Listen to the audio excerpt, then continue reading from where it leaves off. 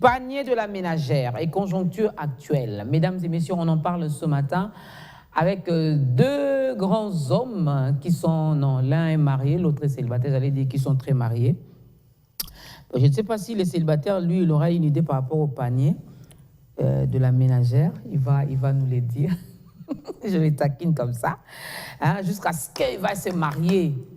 Et puis moi, je vais arrêter de les taquiner. Lui, c'est M. Patrick Sahel. Bonjour, M. Patrick. Vous n'avez pas de micro? Ah, vous en avez, ok. J'ai un micro, voilà. Tout va bien? Ça va, ça va. Je connais un peu ce que c'est que le panier de la ménagère parce que c'est moi qui fais le marché. Hein. Ok, ok. Je suis célibataire, c'est normal. Voilà. Ça va. J'espère que j'aurai ma petite idée. Eh bien, en attendant que M. Constantin me trouve une bonne femme pour le mariage. Non, ne compte pas sur lui. Faut chercher seul, mais que le Saint-Esprit t'oriente vers une bonne personne. Voilà. Hein, donc, avec lui, on parlera beaucoup plus du panier, du ménager. Voilà. Mais c'est lui le ménager. Et de l'autre côté, c'est Constantin Tamboué. Lui, il est marié, père de famille, donc j'ose croire, avec tout ce qui se passe, avec cette pandémie qui a touché aussi notre économie, il est aussi mieux placé pour nous parler du panier de la ménagère. Bonjour Constantin, bienvenue. Bonjour Dorcas. Tout va bien? Très bien, merci beaucoup. Et à côté, il y a nos deux stagiaires. Parce que j'avais dit à Boaz, il faut quand même qu'il y ait des femmes sur ce plateau. Alors, je ne sais pas, est-ce qu'elles ont l'art également de faire le marché?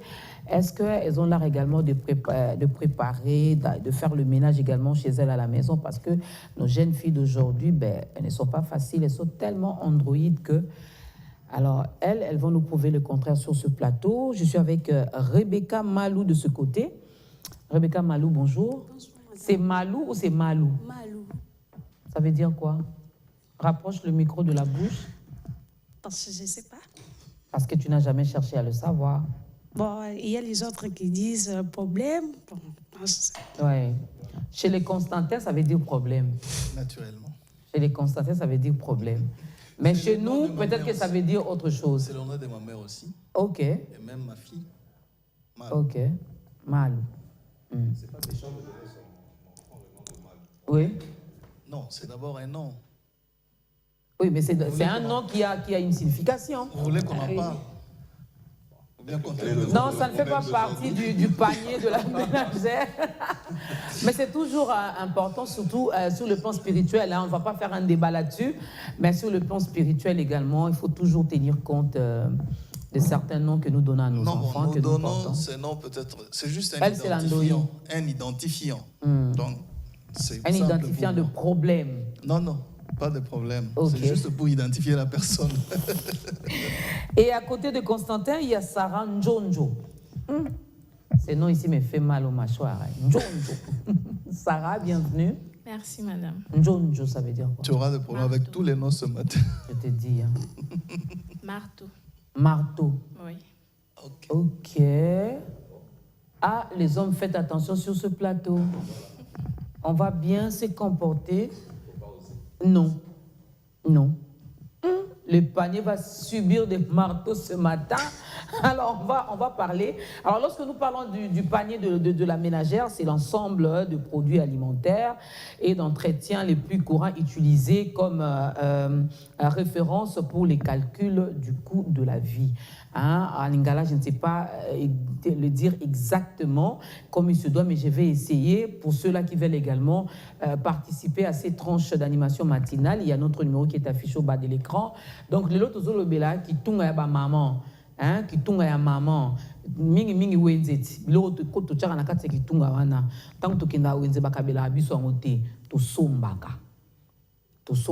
Alors, le lot to lobelango na vide na makamnyo so oye et un peu touché, mais est-ce que qui tunga ya maman pe, ils peut toucher la conjoncture ya lelo? Constantin Tamboué. Oui, le panier de la ménagère, comme tu venais de le dire, c'est d'abord l'ensemble de tout ce qui est utile pour la survie, ou sinon la vie au quotidien. Et quand nous parlons de la conjoncture, c'est notre environnement aujourd'hui, l'environnement économique notamment, qui est frappé frappés de plein fouet par cette pandémie, mais je ne pense pas que la pandémie soit un justificatif aussi poignant aujourd'hui, parce que la pauvreté, le déficit dans les habitudes alimentaires des Congolais, ça ne date pas d'aujourd'hui, c'est depuis toujours. On sait que les Congolais ne mangent plus 3 fois par jour depuis plusieurs décennies, et qu'aujourd'hui, même si nous mangeons, il faudra même entrer dedans.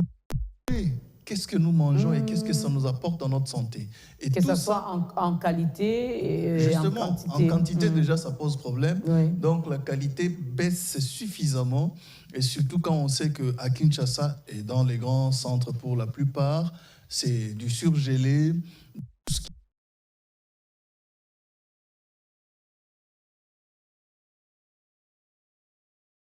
si je peux me répéter comme ça, c'est-à-dire pas seulement des problèmes au niveau de la quantité, mais quand déjà la quantité pose problème, déjà la qualité va subir, et en profondeur même. Monsieur Sahel. Voilà, je crois que je vais dire un peu ce que Constantin a dit. Oui. Le panier de la ménagère au Congo a subi une... Je suis tenté de dire une dépréciation. Pas aujourd'hui. C'est-à-dire que ce n'est pas la Covid qui a emmené ces facteurs qui a bougé négativement le panier de la ménagère. Déjà dans les années 97 avec le maréchal Mobutu, lorsque l'économie du pays, quand les économies se sont à la tête du pays, avec intention non pas de servir la population, mais de se servir, c'est là déjà le problème qui a commencé à frapper le panier de la ménagère. Constantin a parlé du temps où au Congo on mangeait 3 fois. Ça date de plus de 30 ans. Aujourd'hui, au Congo, on ne sait même pas manger une fois. C'est-à-dire que quelqu'un qui veut manger doit prier. C'est-à-dire qu'on a ramené Dieu même dans notre assiette. C'est-à-dire que avant de voir ce que j'ai dans ce panier-là, il faut voir l'économie du pays. Je prends l'exemple du nouveau ministre de l'économie. Quand il est arrivé, il a posé une question aux importateurs. Déjà, avant de prendre cette question du ministre, le panier de la ménagère va aller négativement lorsque le pays cesse de prendre en charge ou cesse de créer ou de donner à sa population ce qui est local. Lorsque nous tournons vers l'importation, déjà il y a un problème, parce que celui vers qui nous allons acheter les produits, il va mettre un prix, et avec les taxes, avec tout ce qui va, le panier de la ménagère, si maman n'avait que 500 francs pour acheter son poisson, qui est produit sur place, désormais le poisson va coûter 15 000 francs parce que le poisson vient d'ailleurs. Alors, le ministre, quand il est arrivé, il a posé une question aux économistes et aux importateurs. Il dit, j'étais allé par exemple en Namibie. Je me suis rendu compte que un carton de chinchard coûte 5,75 $. 5,75 $. Est-ce que vous pouvez me dire par quel miracle vous achetez en Namibie à 5,75 $ et vous arrivez ici au Congo, vous vendez à 55 $? Quels sont les facteurs qui entrent en compte? Ils ont présenté les facteurs qui entrent en compte. Tous ces facteurs, ne sont pas réglementés. Il a dit, mais pourquoi vous vendez à 55 $ quelque chose que vous achetez à 5 $ avec des facteurs hors réglementation? C'est pourquoi il a pris cet aspect cette décision de vouloir ramener le carton à 10 $. Bref, nous espérons que ça sera en vigueur. Voilà, quand l'économie est mal gérée, est détruit. La maman ne sait plus acheter ce qu'elle pouvait acheter à 10 francs. Désormais, ça sera à 15 francs ou à 20 francs. Au Congo, c'est même à 50 francs. Oui, et on exagère. L'économie touche l'argent qu'il faut à maman pour que la maison, le ménage soit bien garni. Voilà, c'est l'économie qui a détruit le panier de la ménagère. Et ça touche également même toute la famille, je dirais. L'enfant qui était habitué à manger tout un poisson seul, on sera obligé de les diviser en 3. Voilà. Donc, c'est toute la famille qui sera touchée. Lorsqu'on mangeait 3 fois, il y avait même les desserts. Aujourd'hui, on ne parle plus de desserts à Kinshasa. C'est-à-dire que l'argent que je peux acheter, ne serait-ce qu'un fruit pour accompagner mon repas, cet argent-là, c'est déjà... c'est même moins pour acheter le repas. Voilà, je me dis, il n'y aura même pas de dessert. Mais Alors, je entre-temps, Bobby Mbouala nous dira recommande, non, il faut manger 5 fruits par jour. Mais comment faire pour que même nos enfants arrivent à consommer ces 5 fruits? J'étais ici à Upen, j'ai vu une mangue qui coûte 2000 francs. Moi, je suis célibataire. Je sais qu'avec 2000 francs, je peux acheter un demi-kilo de cuisses. Oui. J'achète quoi maintenant? La mangue ou j'achète les cuisses? Alors, Bobby va m'excuser. Ah. Je suis au Congo. Et il va encore te dire, même les cuisses là aussi détruisent ta santé. Ah ben voilà, Constantin a parlé de surgelé, ça détruit la santé, mais on fait quoi? Non, mais il y a déjà un problème, c'est le fait d'abord que nos ménages n'ont pas de provisions. Normalement, les ménages doivent avoir des provisions. C'est-à-dire, nous devons avoir des prévisions alimentaires mensuelles. C'est-à-dire, aujourd'hui, si mes enfants vont manger le haricot, demain, nous devons équilibrer peut-être avec, avec un plat qui a des nutriments constructifs. Parce qu'il faut que cet équilibre alimentaire entre pour que la santé soit également au point. Mais nous avons déjà... Non.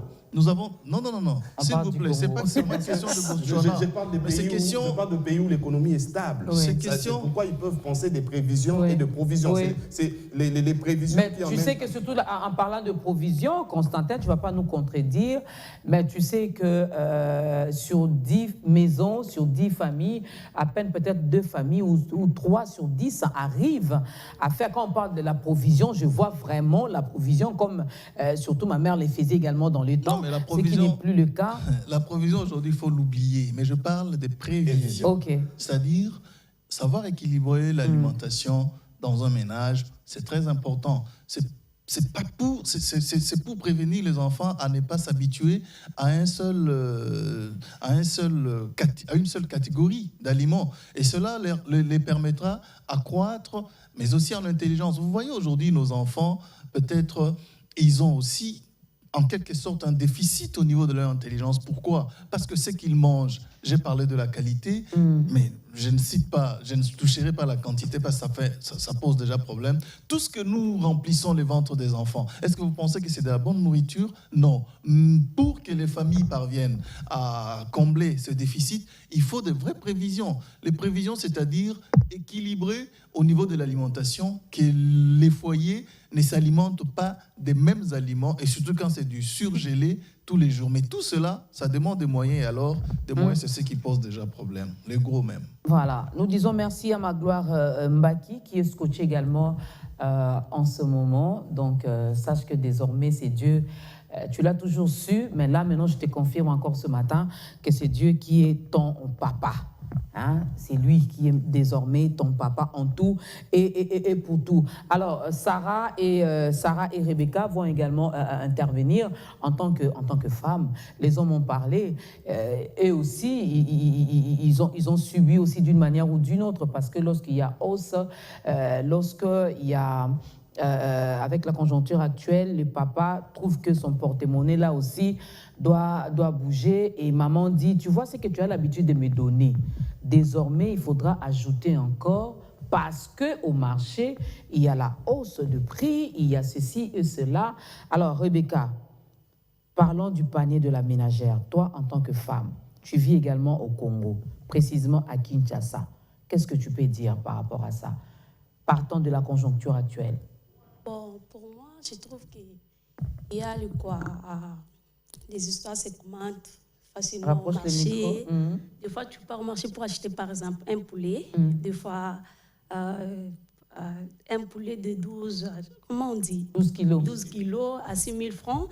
Dès que tu viens aujourd'hui, on dit 12 pouces, ou 12 quoi? On dit poids 12. On dit poids 12. Poids 12, d'accord. Dès que tu pars aujourd'hui au marché, tu trouves, par exemple, c'est à 6 000 francs. Okay. Tu payes. Après des jours, si tu pars, des fois c'est à 7 000, 7 500, des fois même les autres, mais 8 000. Et cela, ça dépend aussi hein, d'un vendeur ou d'un commerçant à l'autre. Ça aussi, c'est un problème, on va en parler, oui. Ok.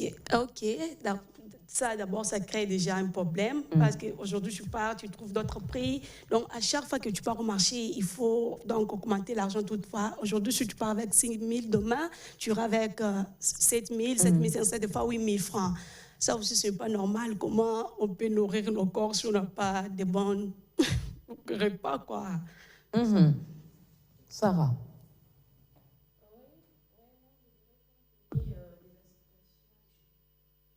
au Congo. Donc, on a un peu du mal à manger correctement. Donc, par exemple, je dirais que l'argent qu'on donnait, le budget qu'on prévoyait pour toute la semaine, on utilise ça des fois pour 3 ou 4 jours, des fois même 2 jours. Parce que quand on va au marché, on trouve que le prix augmente du jour au jour. Le prix augmente et puis, comme M. Constantin venait de le dire, d'abord, le nourriture bio coûte trop cher.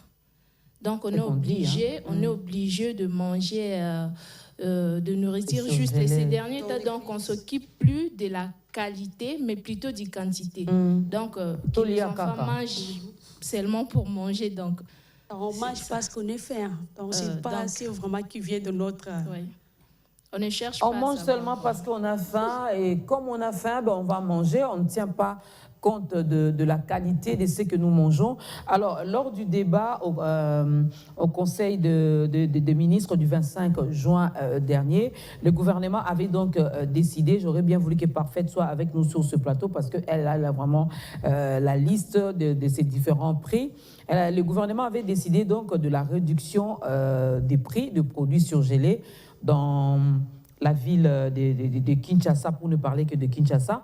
Mais cette décision également a été contestée par la Fédération des entreprises du Congo, FEC. Oui, la FEC est allée voir le Premier ministre, Sama Lukonde. Ils ont consulté également les cabinets du chef de l'État pour dénoncer. Pour la FEC, cette décision était unilatérale. Votre point de vue, M. Sahel? Vous savez comment la FEC agit? La FEC va en Namibie, il achète un carton de poulet à 3 $.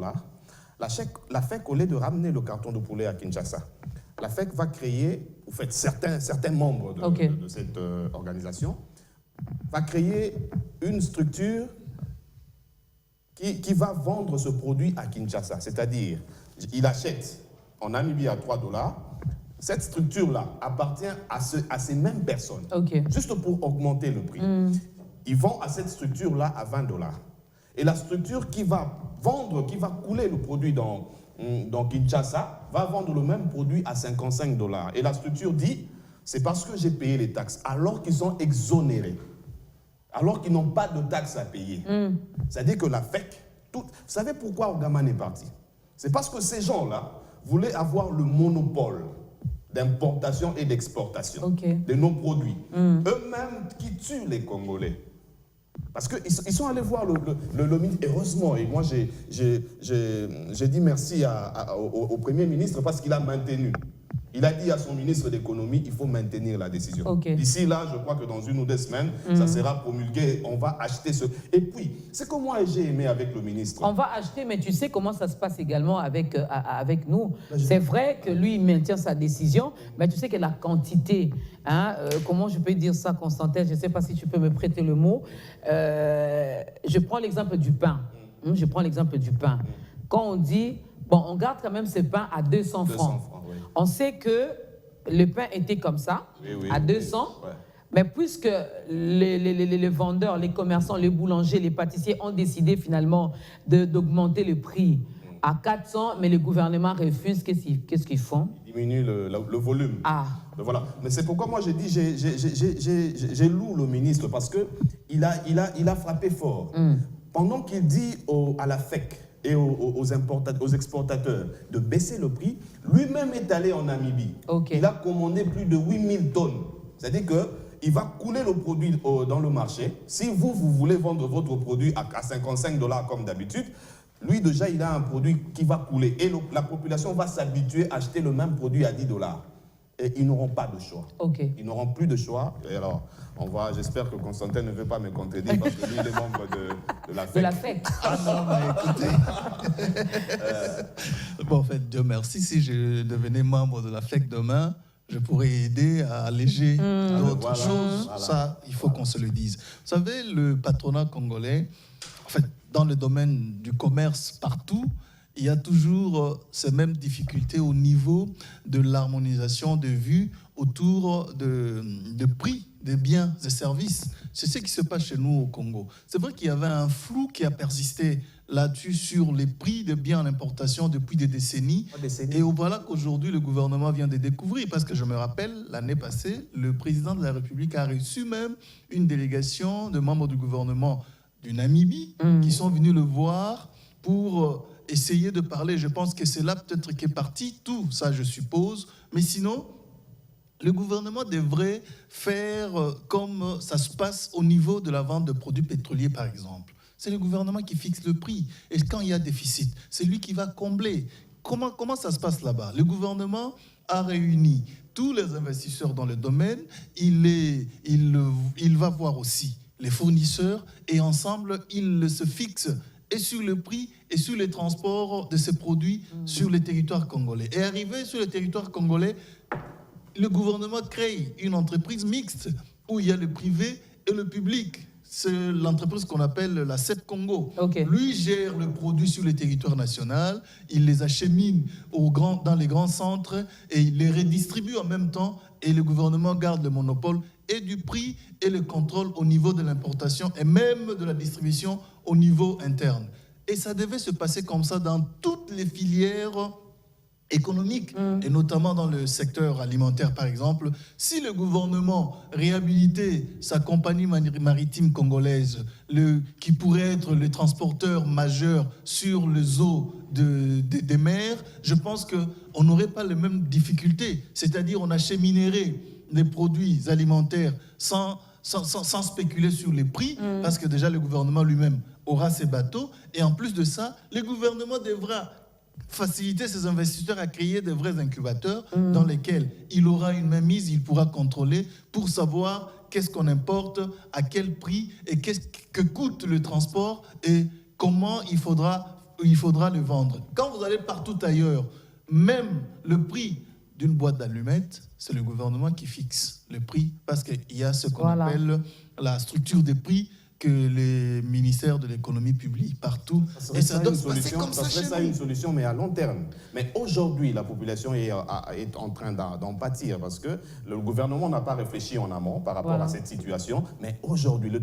temps qu'ils réfléchissent demain, qu'ils mettent les structures... Ça fait partie de pistes de solution. Nous avons un ministère, nous avons tout un ministère, un département gouvernemental du commerce extérieur. C'est lui qui a cette responsabilité d'aller vers ses fournisseurs pour savoir qu'est-ce qu'ils produisent, les efforts qu'ils font. Et nous qui avons besoin de leur production, qu'est-ce que nous devons faire? Et c'est à partir de là qu'on pourrait faciliter. Je vous jure, Kinshasa est compté parmi les villes les plus chères au monde. Oui. Pourquoi? C'est parce qu'il y a quelques opérateurs économiques véreux, pas tous, quelques-uns, mais voilà, comme vous avez une seule tomate pourrie, elle est capable d'impacter. Moi, je me suis posé la question, je me suis posé cette question. Le ministre du Commerce extérieur, c'est Jean-Lucien Boussa, je crois. Oui. C'est la deuxième fois qui garde le même poste. Oui. Pourquoi cette fois-ci pas la fois dernière?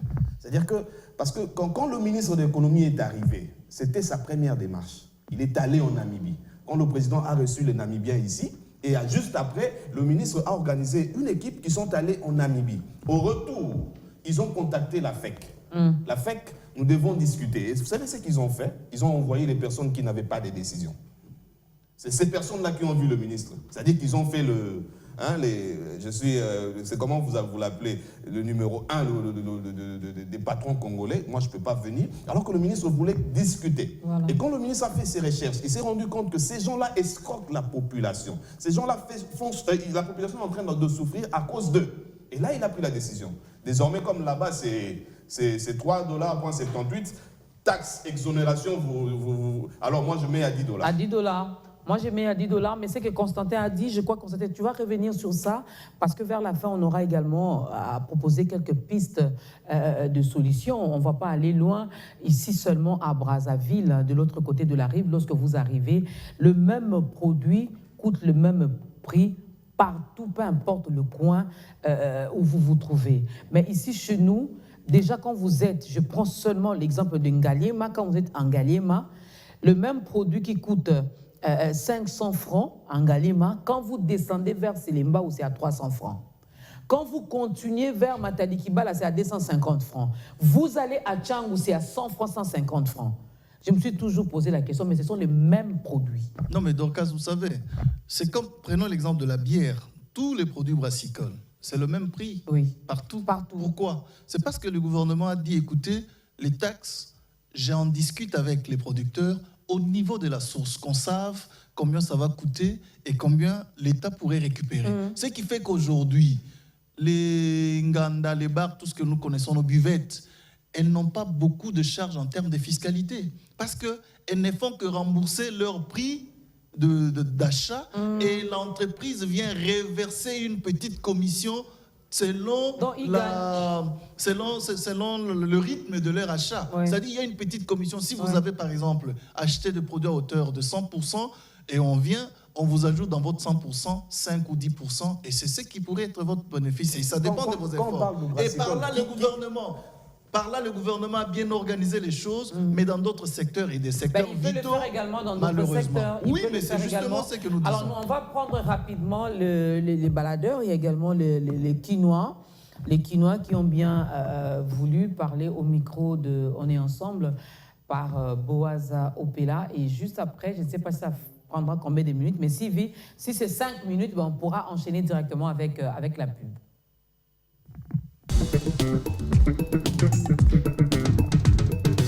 Bango bazala balobi na biso biloko ezaka yo komata tozokoka te.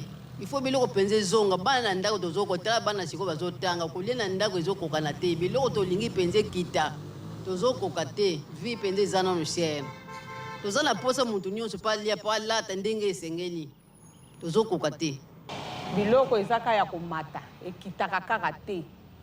Tala ndeti lelo lipa desa soko moni yango regretter lipa ezalaki ya desa tala munene lelo lipa 500 kuti lelo ekomi lipa tina niveau 500 yo oza na bana ebele lipa 500 okokabula na nombre ya bana combien soko oza do na 1000 francs oza na bana 10 okabula na mapa 1000 francs okabula bana ndeni tosouffrir pas ezali pas ezali biloko nyonso eza komata kopa madesu 2500 mais madesu ezaka na 1500 lelo mbika yango tosombaka mbika na 1300 mais lelo mbika na akomosomba ona 2000 siko nakanga mpona bimisa bénéfice nazwa elo nini nakozwa wana pasi ezali kaka papa biloko emati makasi moyen te emati mpenza en tout cas batala makambo bien bayokana bien batala makambo bien par exemple carton ya soso tobanda kosomba ona valeur à $20 et comme si on a valeur à $25 carton ya cuisse et bando somba na valeur ya $18 et comme si on a valeur ya $20 et mati makas puisque nous sommes des mamans à la maison au que na $10 na wende tu te dis dans la tête que au kosomba eloko boye tu arrives là sur le champ tu trouves que biloko ngo msusu emati donc ça nous déstabilise un peu vous voyez nous demandons au gouvernement vraiment de voir sur ce point-là. La population souffre surtout de la faim, les qui,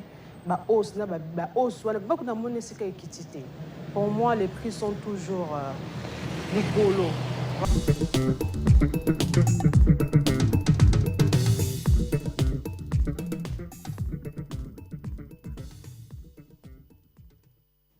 Voilà, de retour sur ce plateau. Alors, je ne sais pas, est-ce que quelqu'un a un commentaire à faire? Là, ils ont représenté valablement la population également. Donc, la population s'est plainte. Oui, mais la population a le droit de se plaindre. Nous avons parlé des produits que nous achetons plus cher ici, mais chez les voisins, c'est à moins cher. Mais je veux vous rappeler ici qu'il y a d'autres produits qui transitent par la RDC, qui payent la fiscalité, même si elle n'est pas exorbitante, ici à la RDC, mais qui vont chez les voisins. Mais quand vous y allez, le prix est beaucoup plus moins. Aujourd'hui, le marché des pagnes, le marché des pantalons jeans, il est par exemple facilité de l'autre côté. De l'autre côté, quelle raison? Même des baskets. Vous voyez, pour quelle raison? C'est parce que déjà, l'État contrôle. Moi, d'ailleurs, la rentrée scolaire, je traverse pour contrôle les produits depuis l'importation jusqu'à la distribution. Et c'est très normal que l'État aussi s'investisse à contrôler les prix, de tous les biens sur le marché et surtout à en fixer même le prix. Ça, c'est le devoir de l'État. Et on ne peut pas fixer le prix si on ne sait pas combien ça coûte à l'importation et à quoi ça va notamment servir. Christian Emango vient de faire également son entrée, juste le temps de lui dire bonjour. Vraiment, je ne sais pas ce qui se passe, mais excusez-nous. Ce sont là les aléas du direct. Alors, Christian Emango, bonjour, bienvenue sur ce plateau. Bonjour, je suis en train de jeter moi aussi le coup d'œil avant de prendre la pub, est-ce que l'inflation est calculée grâce au panier de la ménagère, Christian Emango? Bon, pas tout à fait, parce que pour calculer l'inflation, le panier de la ménagère est un facteur, certes, mais ça dépend des indices macroéconomiques, et c'est à partir de cela qu'on peut savoir à quel point se trouve l'inflation. Mais l'inflation a un impact direct sur le pouvoir d'achat. Okay. Et c'est ça qu'on appelle communément le panier de la ménagère, parce que on peut bien nous donner des chiffres, mais quand on voit la réalité, pour ceux qui doivent acheter, on voit qu'il y a un peu un grand décalage entre ce qui est donné comme chiffre et ce qui se retrouve entre nos mains. Donc l'inflation, le panier de la ménagère quelque part, mais pas directement, sauf que ça vient impacter directement sur le pouvoir d'achat d'une population, parce que quand il y a un déséquilibre entre ce que l'État peut donner comme, comment je dirais ça, c'est que l'État peut produire, voilà, et c'est qu'il doit donner à la population, en ce moment-là, ça donne une inflation, et c'est à partir de là que le panier de la ménagère va en subir les conséquences. Marquons une pause, mesdames et messieurs, nous nous retrouvons tout juste après. De retour sur ce plateau, alors nous avons parlé de Namibie, nous avons parlé de l'autre côté de la rive, nous avons parlé, mais restons un peu en République démocratique du Congo, parce que nous saluons également Bob Kabangu, qui nous a un peu rafraîchi la mémoire ce matin aussi. Il y a aussi des choses par rapport à cette gourmandise de nos commerçants. Il y a des choses qui sont produites ici, chez nous, vendues ici, chez nous, consommées même ici, chez nous, mais Congolais, le quoi, ça a monté à ma bille. A foutu la moi taxé, mais à monter qui a mon carapri à l'écolo. On va prendre le foufou, la farine de manioc. On peut prendre également même le maïs. Il y en a qui vont acheter dans la province de Bandundu pour venir revendre ici à Kinshasa, mais qui exagèrent toujours. Ils vont vous dire non, il y a des barrières. Nous aussi, on laisse quelque chose là où il y a des barrières et tout. Alors, je me reviens, je commence par Constantin, même l'huile de palme qui est produite ici dans le Congo central comme dans le Bandundu.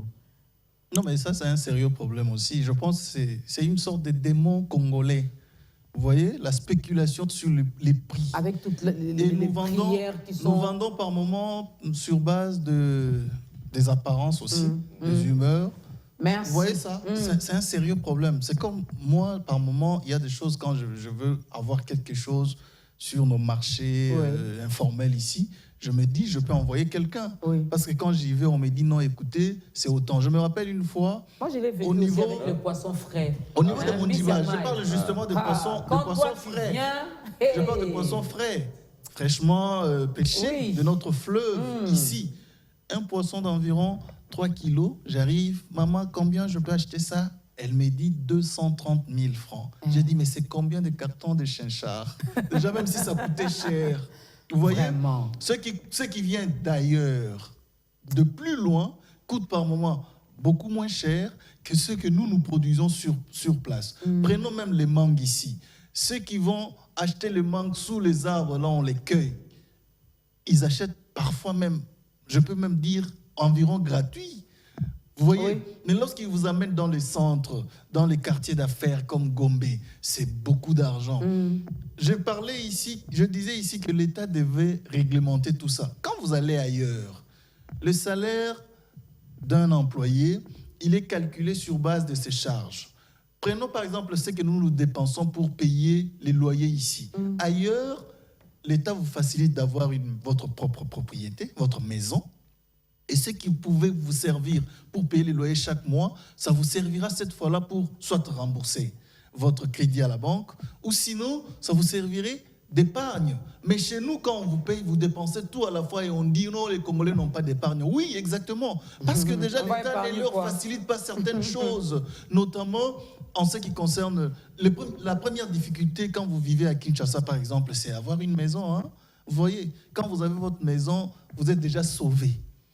Parce que la nourriture et tout ce qu'on cherche à avoir pour la santé, on mange en désordre comme nous sommes habitués et déjà ça nous tue davantage. Donc l'État devait nous aider déjà à assainir au niveau interne. Les quelques produits que nous fabriquons, que nous produisons sur place, soient à des prix raisonnables. On parle même de certains produits pharmaceutiques qui quittent ici à Kinshasa à un certain prix.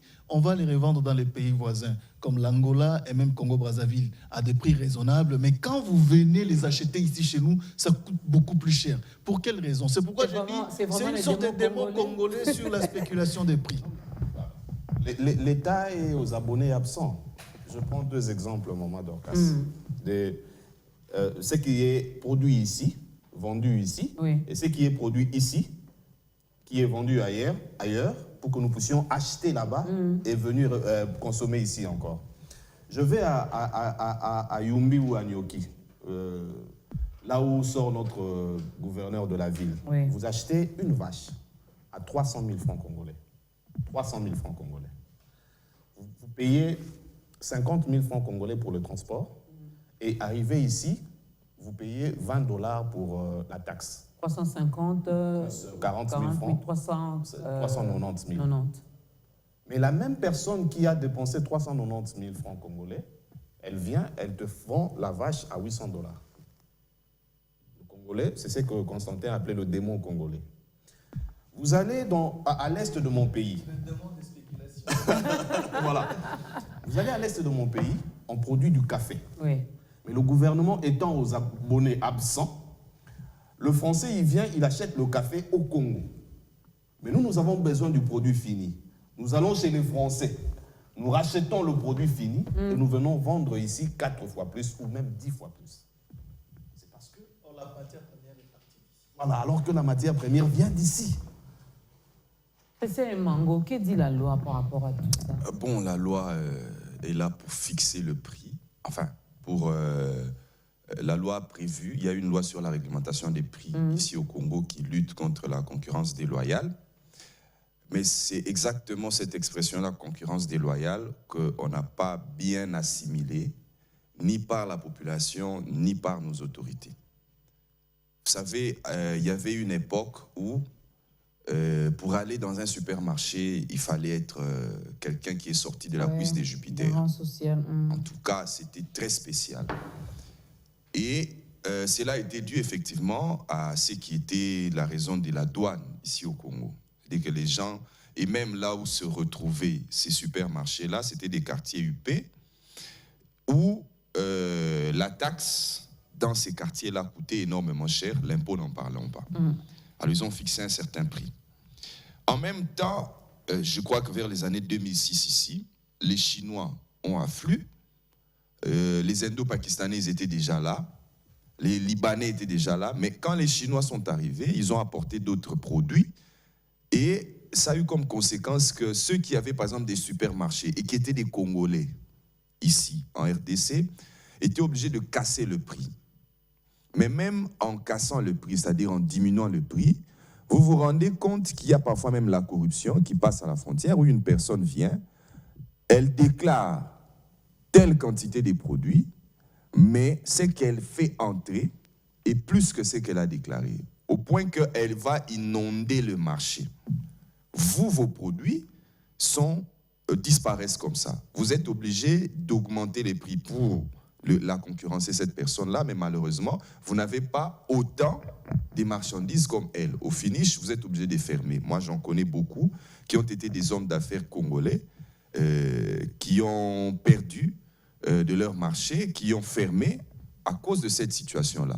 Mais c'est dû à quoi? C'est comme tout le monde vient de le dire ici, c'est l'État. Comment est-ce qu'il faut fixer et jusqu'à quel niveau les étrangers ne peuvent pas, par exemple, exercer le commerce en RDC? La Constitution est claire, le petit commerce, les étrangers ne peuvent pas les exercer. Et aujourd'hui, il faut qu'on puisse redéfinir pour que, puisque vous posez la question, sur la loi, aujourd'hui, il faut qu'on puisse redéfinir ce qu'on doit entendre par petit commerce. Est-ce que ça doit concerner la quantité ou c'est le fait de vendre de porte à porte en détail? Parce que aujourd'hui, vous pouvez aller acheter dans un supermarché, là où ils vendent déjà en grande quantité, mais vous pouvez aller acheter un morceau de fromage dans un supermarché. Aujourd'hui, c'est possible. Vous pouvez acheter du chewing-gum, 2, 3, dans un supermarché. Vous pouvez acheter un poisson, je dis bien un seulement, dans un supermarché. La bouteille d'eau, vous pouvez l'acheter dans un supermarché. Oui. Les crédits, c'est encore, les crédits des téléphones, vous pouvez l'acheter directement chez l'opérateur de téléphonie mobile. Vous ne l'achetez plus chez le petit commerçant, c'est-à-dire celui qui est au coin avec sa petite kiosque, son petit kiosque, en train de vendre. Ça causait ce qu'on a appelé une concurrence déloyale. Avec, par exemple, les sociétés de téléphonie mobile, moi, je me permets de les dénoncer. C'est ce que la loi appelle un abus de position dominante. C'est-à-dire qu'ils se sont arrangés, ou une société s'arrange à donner des services, mais quand vous regardez ce qu'elle donne, par rapport à ce que les autres doivent gagner, les autres ne gagnent rien. Ou alors ils s'entendent, ils sont à 5, ils font un commerce triangulaire, comme on appelle ça, et ils s'entendent parmi elles, ces sociétés-là, de fixer un certain prix. Bon, c'est évidemment en concertation avec le gouvernement. Ça se passe, on l'a encore entendu avec la saga ici entre le ministère de l'économie, le gouvernement à travers le conseil des ministres et la FEC, où vous voyez qu'ils s'entendent et par rapport à ce qu'ils établissent comme charge, ils disent voilà, le prix doit être fixé à telle quantité. Mais entre-temps, on oublie que la personne qui est en train de prendre le sac de maïs ou de manioc au Bandundu, qui l'amène ici, n'en a pas assez. Ce qui fait que s'il doit concurrencer les marchés de l'autre, il doit mettre un certain prix pour qu'il ne sente pas. Parce que personne ne s'intéresse à ce que lui produit, on s'intéresse plus à ce qui est inondé ailleurs. Ce qui fait que pour que lui puisse récupérer, je ne suis pas en train de défendre cette pratique-là, mais pour qu'il puisse récupérer, c'est qu'il peut perdre si jamais il met au même prix que le concurrent extérieur, ah ben il ne va pas gagner. Il ne va rien gagner en tout cas. Il doit fixer sur base d'un prix qui est un petit peu exorbitant. Mais là, maintenant, c'est le rôle de l'État qui doit jouer. C'est-à-dire que l'État doit veiller à ce qu'il n'y ait pas concurrence déloyale. Mais malheureusement, chez nous, l'économie est beaucoup dans l'informel. C'est-à-dire que quand une personne est en train de vendre, oui, dans les supermarchés, vous savez plus ou moins tracer une marchandise qui a été vendue ou achetée. Mais comment vous allez tracer ce qui a été fait chez les mamans, des bipoupoulas? Et c'est ça qui leur désavantage. Parce qu'il n'y a pas suffisamment d'instructions. Je crois que les ONG qui nous suivent et qui font ça avec les mamans, ça leur désavantage au finish parce qu'on ne sait pas tracer ce qu'eux vendent et on ne sait pas quantifier ce qu'elles vendent. Et au finish, c'est elles qui sont désavantageuses. J'ai été un peu trop technique, je le pense, oui. Mais c'est un sujet qui doit être simplifié. Et donc, vous voyez que finalement, puisque l'État ne produit pas, et ça aussi c'est une autre question, nous avons parlé de l'inflation ici, l'État ne produit rien. Pour compenser tout ce qui est importé, qu'est-ce que l'État fait? Il sort beaucoup de monnaie. Il en sort tellement, mais du point de vue production locale, pour permettre à ces mamans-là de pouvoir avoir beaucoup de produits et de vendre à bas prix, parce que quand vous avez beaucoup, vous pouvez mettre un prix, parce qu'il y a une loi sur l'économie du marché qui dit, lorsque vous baissez les prix, vous attirez les acheteurs. La clientèle. La loi de... comment on dit ça? J'ai oublié un peu. Mais si vous baissez, mais vous devez avoir de la marchandise en quantité. La loi de l'offre et de la demande. Vous devez avoir la marchandise en quantité. Parce que si vous baissez les prix et que vous en avez que très peu, l'autre qui en a assez pourra vendre et continuer à imposer sa marchandise. Vous voyez, même avec le ciment, même ceux qui produisent ici en interne ne produisent quasiment rien, au point que ceux qui viennent en externe, ils cassent le prix, parce qu'il sait qu'avec la quantité, il y aura toujours un bénéfice qui va ressortir de là. Mais chez vous, ça va être un peu difficile. Alors l'État lui-même doit faciliter, je terminerai par là, Oui. l'État lui-même doit faciliter la production en interne. Dès lors que la production est facilitée, l'État peut maintenant imposer, ce que nous sommes en train de faire aujourd'hui, demander aux opérateurs économiques de pouvoir baisser le carton de chinchard, de poulet. C'est une initiative louable, mais je pense que le gouvernement, s'il peut renverser ces opérateurs économiques-là, n'a qu'à renforcer la production. Parce que si nous renforçons la production, ces gens-là, même s'ils viennent avec leurs produits, nous allons nous désintéresser de ça. Et nous allons faire en sorte que ceux qui produisent localement peuvent être orientés dans un circuit où l'État sait calculer ce qu'ils vendent. À partir de ce moment-là, nous pouvons compenser avec ce qui nous vient de l'extérieur. Une autre démarche, moi, je crains que ça ne puisse pas avoir un effet escompté. L'État doit faciliter la production en interne. Mesdames et messieurs, nous devons beaucoup plus produire. On ne fait que consommer. Et ce que nous consommons nous vient d'ailleurs. Voilà pourquoi ça nous coûte vraiment les yeux de la tête. Bien régulariser les choses, hein, nous l'avions dit, mais on va quand même donner la parole également à Sarah avec tout ce que nous avons dit ici. En tant que citoyenne congolaise, là, nous allons proposer quelques pistes de solutions. Qu'est-ce que vous pouvez proposer à l'État qui te suit, à notre gouvernement, aux autorités, aux décideurs? Oui, moi je dirais que par rapport à ce que M. Christian vient de dire, je crois que c'est bien l'idée qu'ils ont eu de faire baisser le prix des surgelés et tout ça. Mais je crois que le gouvernement doit aussi interpeller le vendeur pour leur fixer un prix. Et pourquoi pas prévoir aussi des sanctions pour ceux qui ne vont pas respecter cette loi-là. Donc, c'est un peu ça. Parce que je fais un constat, comme M. Constaté venait de le dire. Le Congolais ont tendance à vendre leurs produits par rapport aux apparences. Je me rappelle une fois, j'étais au port avec mon père. On était en voiture. On a demandé à une maman là qui vendait des poissons. On lui a demandé les prix. Il nous a dit non, c'est à 45 000 francs. J'ai dit à papa, on avance un peu devant. Moi, je descends, je reviens pour demander. Et puis, on a avancé, je suis descendue, je suis revenue. Elle m'a dit que c'était à 15 000 francs. Donc, juste parce qu'elle avait vu la voiture. 30 000 de plus. Oui, elle avait vu la voiture c'est les démons et tout congolais. ça. Donc, elle a augmenté les prix. Donc, on doit un peu parler avec eux, essayer un peu de changer ces trucs-là qu'ils ont dans la tête. D'ailleurs, la vendeuse, elle a vu la voiture.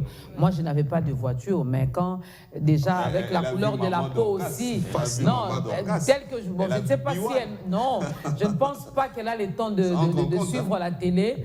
Je ne pense pas que cette vendeuse-là a le temps de regarder la télé parce que elle est au marché du matin au soir, donc elle rentre, elle est fatiguée, elle se repose pour ressortir le lendemain matin. Mais juste avec la couleur de la peau, comme Constantin, on s'est dit déjà que moi ça peut m'accoter en ngongité, donc là qui s'est cassé à peine en bongo. L'apparence elle est trompeuse. L'apparence elle est trompeuse, dit-on. Alors ce n'est pas parce que l'autre est telle qu'elle est qu'à elle on peut vendre à 1000 francs, mais quand ça devient moment d'orgasme, on doit mettre ça à 5 000 à 10 000 francs. Aujourd'hui on a parlé du panier de la ménagère, mais même sur le plan sanitaire également, il y a certains hôpitaux qui catégorisent les patients. Donc vous, c'est la catégorie A. Le même examen qu'on vous demande, vous payez 10 $, mais l'autre va payer 30 $. L'autre payera 3 500 francs. Donc tout ça, vraiment, on doit beaucoup prier pour chasser ces démons congolais. Constantin, quelques propositions? Oui, je voudrais, dans ma proposition, demander à l'État de s'investir partout. Oui. C'est comme dans le secteur pétrolier, je le disais ici. L'État est présent avec ses actions dans une entreprise qu'on appelle SET Congo. Ça ne pose pas problème parce que quand le produit pétrolier arrive, il est même certifié. On injecte une molécule. Quand vous vendez le produit qui vient d'ailleurs et qu'on vous attrape, votre destination, c'est Makala. Parce que ce secteur-là est réglementé et en plus, les prix sont fixés en concertation avec l'État. Ce qui fait qu'aujourd'hui, le prix à la pompe, il est presque stable. C'est plus ou moins $1. Chez nous, ça ne va pas au-delà. Pourquoi nous n'avons pas de problème? Parce que l'État est présent. L'État devait s'investir dans toutes les autres filières, et notamment alimentaire, qui fait partie des besoins primordiaux de la population, l'État devait s'investir. Je parlais par exemple du secteur de l'importation. L'État devait avoir ses propres bateaux, par exemple, pour importer de loin. Et là, le prix sera raisonnable. L'État va faciliter aussi la taxation. Et là, ça sera beaucoup plus facile. Donc, l'État, s'il ne s'investit pas partout, si l'État ne crée pas des zones économiques spéciales, ça, c'était parmi les initiatives louables de l'ancien Premier ministre Matata Ponyo, bien qu'il est aujourd'hui traqué par la justice, mais au moins, ça c'était bien réfléchi. Parce qu'au moins chaque zone, à côté d'un grand centre, on devrait avoir ce qu'on appelle des parcs agro-industriels. C'est-à-dire que l'État va produire en concertation avec certains privés, et les privés notamment congolais qui ont un peu de moyens, n'ayons pas de moyens pour acheter des jeeps, des maisons et tout ce que nous connaissons. Investissons dans le bonheur des autres. C'est ce qui fera de nous des millionnaires. Oui. Quand nous voyons les milliardaires qui sont ailleurs, sous d'autres cieux, c'est grâce notamment à ce service qu'ils rendent à travers les projets initiés par l'État ou même par les gouvernements, par les privés, mais adoptés par l'État, et que l'État facilitait tous les autres domaines qui pourraient aider à avancer.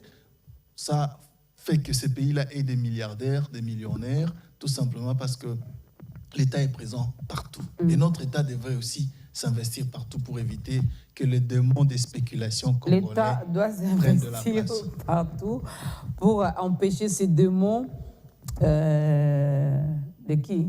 Les démons de quoi? Des spéculations. Les démons congolais des spéculations. Puisse continuer à opérer en République démocratique du Congo, monsieur Patrick. Voilà, moi je veux cibler deux ministères. Pour que le panier de la ménagère soit bien garni, il y a le ministère de l'économie et le ministère du commerce extérieur. Je dis présentement. Voilà. Vous savez, déjà, le ministère de l'économie est en désaccord avec la FEC. Voilà. Il faut maintenant, il faut qu'il y ait des sanctions comme Déborah Sarah a dit tantôt. Vous savez, sous d'autres cieux, je veux parler des fuites des capitaux qui touchent aussi le panier de la ménagère.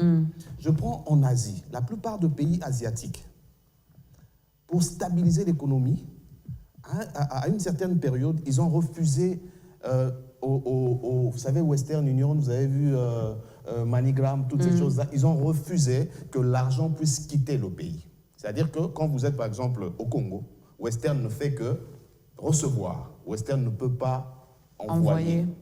Ça stabilise aussi l'économie d'un pays. Ici, nous avons une loi qui refuse aux expatriés. La loi existe, j'espère que Christian ne va pas me contredire, que ces expatriés puissent vendre en détail. Mais ils le font. Mais ils le font. Quand Christian a pris l'exemple des supermarchés, vous allez dans ces supermarchés, vous pouvez acheter un stylo. Vous pouvez acheter une bouteille d'eau à 380 francs. C'est-à-dire que moi, je me dis, je préfère aller acheter à 380 francs dans ce supermarché au lieu d'acheter chez mon voisin qui vend à 500 francs. C'est ça le démon de spéculation congolais, pasteur Constantin. Bon, le gouvernement doit réguler. Il faut qu'il y ait des réglementations et sévères. Il faut aussi interdire à ces mêmes personnes qui sont... j'ai pris l'exemple ici de Orgaman, qui aidait tant soit peu la population congolaise. Mais quand certaines personnes ont voulu créer égal, ils ont dit... Nous allons mettre le coq en jambe à Orgaman. Orgaman a fermé. Ils ont augmenté des taxes pour créer une entreprise qui ne paye pas de la taxe, mais qui vend 10 fois plus cher qu'Orgaman. Il y a un monsieur on avait dans le temps, on avait Sinat, on avait Silou. Où seraient parties ces entreprises? Aujourd'hui, on a Simco. Ce n'est pas un Congolais. Vous savez, mais il y a un Congolais qui fait le pont. Et lui, il préfère empocher plein la poche, mais pour faire... Sans se soucier de nous. Aujourd'hui, un sac de ciment coûte, je crois, 15 $. Sans se soucier de nous. C'est entre 8 et 9 $. Avant, ça ne coûtait pas ça. Avant, c'était moins que ça qu'on avait notre silo national. Mais au moins, dans ce secteur-là, l'État s'est investi. On va conclure.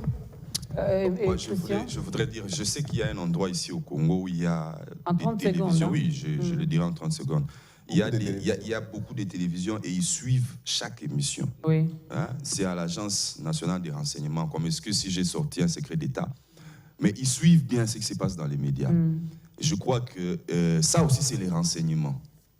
Qu'ils prennent ça comme des renseignements, que c'est ce que le peuple est en train de dire à la base. Production, production, production. À partir du moment où il y a la production, vous allez faire en sorte que...